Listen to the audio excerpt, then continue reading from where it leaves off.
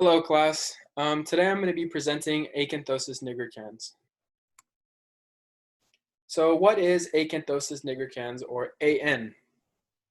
AN is a skin condition.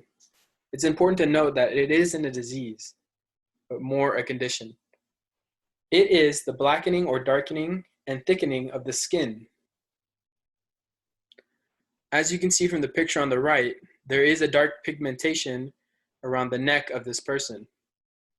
This condition typically occurs around the folds of skin, like the neck, the groin, the armpit, and can even occur sometimes on the hands and feet of the person afflicted. This condition is also correlated with tumors, benign and malignant. Now let's break down the words Acanthosis nigricans. Acanthosis can be broken down into the suffix acanth, meaning thorn, and osis, meaning condition. Acanth refers to the thorn-like growths that occur on the epidermis when the keratinocytes begin forming in excess due to insulin. Osis obviously refers to the condition that it is, the condition of the epidermis. Nigricans is Latin for black, as per the condition of the skin. What is the cause of Acanthosis nigricans? The most attributable causes are obesity and diabetes.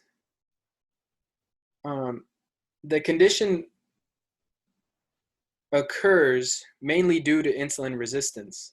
When there is an excess of insulin in the blood or around cells, the insulin begins to attach itself to the receptors on the cells and begin growing the epidermis.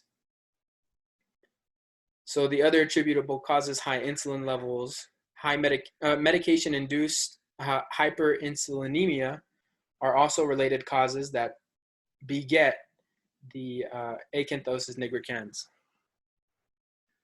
Cushing's syndrome can also cause Acanthosis nigricans. This is due to the fact that one symptom of Cushing's syndrome may be weight gain, which unfortunately may spur on acanthosis. As I said before, benign or malignant tumors may also cause Acanthosis nigricans. On to the histology of Acanthosis nigricans.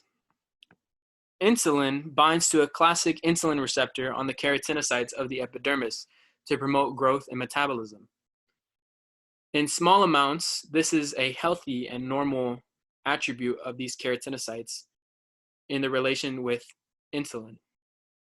In large amounts, however, insulin will also result in a large amount of growth of the keratinocytes. These receptors are found in high concentrations in the armpits, the neck, and the groin, which is the most common areas of the condition. Insulin resistance can lead to hyperinsulinemia and thus acanthosis, which is why it occurs predominantly in obese and diabetic patients. Large formations of keratinocytes lead to thorny layers of skin under a microscope, which contributes to the combining form of acanth.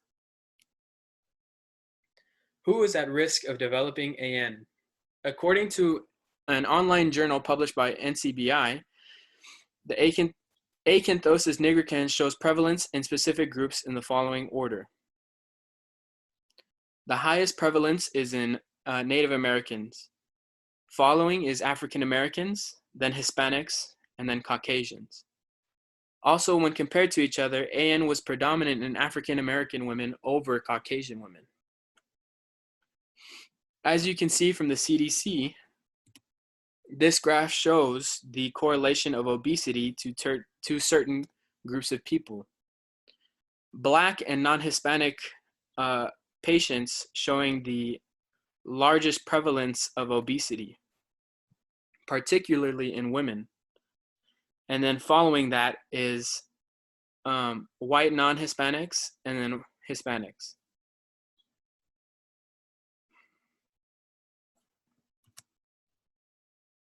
So what treatments are available to correcting Acanthosis nigricans? Correcting hyperinsulinemia, high insulin levels with drugs or medication, a healthy diet that reduces the release of insulin. So in order to correct Acanthosis nigricans, you would need to begin a healthy diet to reduce the high amounts of insulin in your body. If there is less amounts of insulin, there will be less chance of the insulin binding to those receptors on the keratinocytes, and then thus reducing the amount of skin that is growing on top of each other in the afflicted areas. Weight loss can be another healthy treatment. Working out and then obviously eating healthy, reducing the weight, can reduce the amount of insulin that goes to those folds, the afflicted folds, such as the armpits, the neck, and the groin, and then will reduce slowly but surely the pigmentation and thickening of the skin. And then treating or removing an underlying tumor that is the cause of the Acanthosis nigricans, typically around insulin producers, can also reduce the amount of Acanthosis nigricans. And then lastly, stopping the use of hyperinsulinemia inducing drugs. So typical of drugs, there are some that induce high amounts of insulin, which if you have hereditary Acanthosis nigricans, that could greatly affect the rate at which you develop the skin condition. So these are all treatments to preventing and eventually treating Acanthosis nigricans. These are my cited sources, and thank you very much for watching, class.